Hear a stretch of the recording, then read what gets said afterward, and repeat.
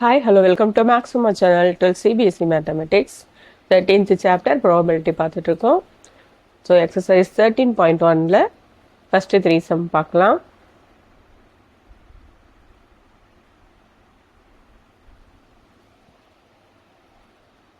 So what is probability? Probability னானது possible outcomes. Possible outcomes.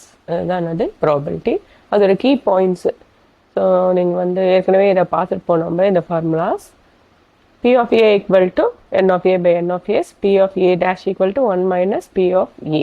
Okay, probability ஓட value எப்போவுமே இதுலேருந்து 0 to 1 தான் இருக்கும். ஸோ ஒன்னுன்றது ஷுவர் ஈவெண்ட், கண்டிப்பாக அது நடக்கும்ன்றது தான் என்னது 1 sure event. So P of A or Bனா P of A union B equal to P of A plus P of B minus P of A intersection B. இது ஏற்கனவே உங்களுக்கு தெரியும் இல்லையா? P of A and B, P of A intersection B வந்து P of A plus P of B minus P of A union B. P of A and not B, அதாவது P of A and வந்தாவே intersection B bar equal to P of A minus B, அதாவது P of A minus P of A intersection B.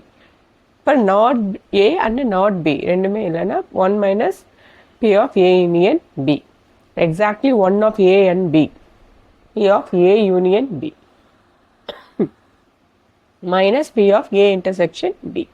If A and B are two events, then the conditional probability, இதுதான் நம்ம இப்போ பார்க்க போறோம். Conditional probability of A given B is given by P of A given B equal to P of A intersection B by P of B.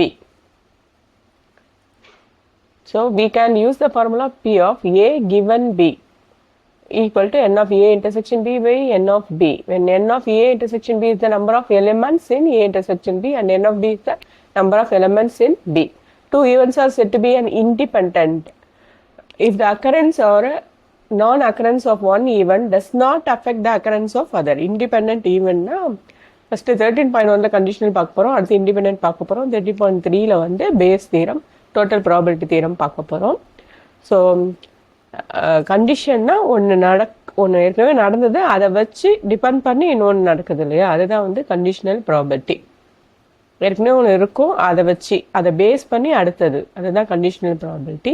இண்டிபெண்டா ஒன்று நடக்கிறதுக்கும் இன்னொன்று நடக்கிறதுக்கும் சம்மந்தமே கிடையாது. நான் ரஜினி படத்துக்கு போகிறேன், நீ கமல் படத்துக்கு போகிறேன்னா ரெண்டுத்துக்கும் எந்த தொடர்புமே கிடையாது. டோட்டலி இண்டிபெண்ட், இது வேற அது வேற. ஸோ அதுதான் இண்டிபெண்ட் ஈவெண்ட். அதோட formula P of A intersection B equal to P of A into P of B. அடுத்து பேஸ் தியரம்.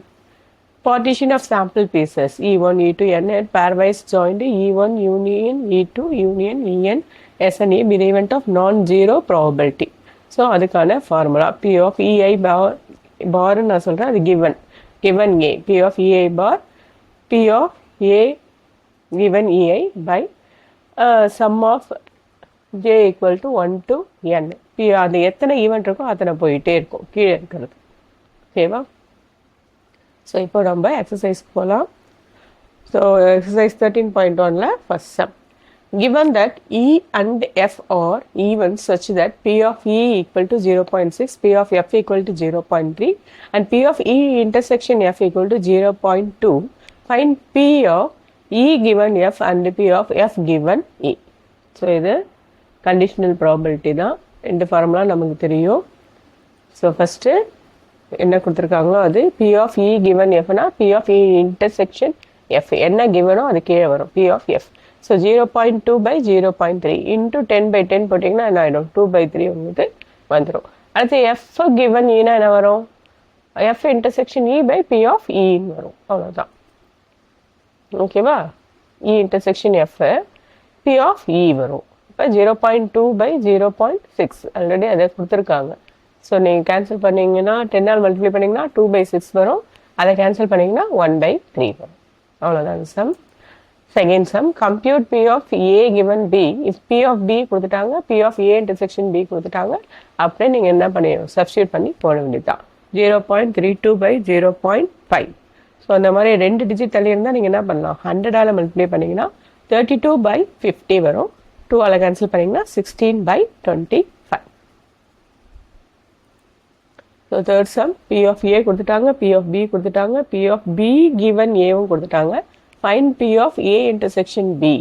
அப்புறம் P of A given B. அப்புறம் தேர்ட் வந்து P of A union B. So எல்லாம் அந்த ஒரே formula வச்சு நம்ம என்ன பண்ணிடலாம், போட்டுடலாம். ஸோ பி இது கொடுத்துட்டாங்க. அப்போ அதோட ஃபார்முலா என்னது, A intersection B by K என்ன இருக்கும் அதான் வரும் இல்லையா, பி ஆஃப் ஏ. அது என்னன்னு கொடுத்தாச்சு, 0.4.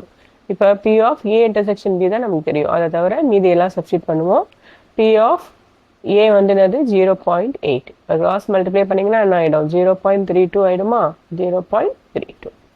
அடுத்து ஏ கிவன் பினா A intersection B by P of B.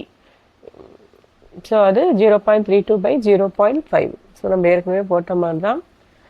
So நீங்கள் வந்து 10 மல்டிப்ளை பண்ணிங்கன்னா 16/25 வரும். நீ டிவைட் பண்ணிங்கன்னா என்ன வரும், 0.64. இது எல்லாம் பாயிண்டில் இருக்கிறதால அதையும் நான் பாயிண்டில் போட்டிருக்கேன், அவ்வளோதான். So last one A union B, அதுக்கான ஃபார்முலா இங்கே இல்லையே. அப்போ என்ன பண்ணுறது, P of A plus P of B minus P of A intersection B. இந்த ஃபார்முலா நம்ம யூஸ் பண்ணலாம். பி ஆஃப் ஏ நமக்கு தெரியும் 0.8, பி ஆஃப் பி நமக்கு தெரியும், ஏ இன்டர்செக்ஷன் பி அது 0.32 நம்ம தான் இப்போ கண்டுபிடிச்சிருக்கோம் இல்லையா. ஸோ அது எல்லாத்தையும் சப்ஸ்டியூட் பண்ணி மைனஸ் பண்ணி போட்டிங்கன்னா 0.98.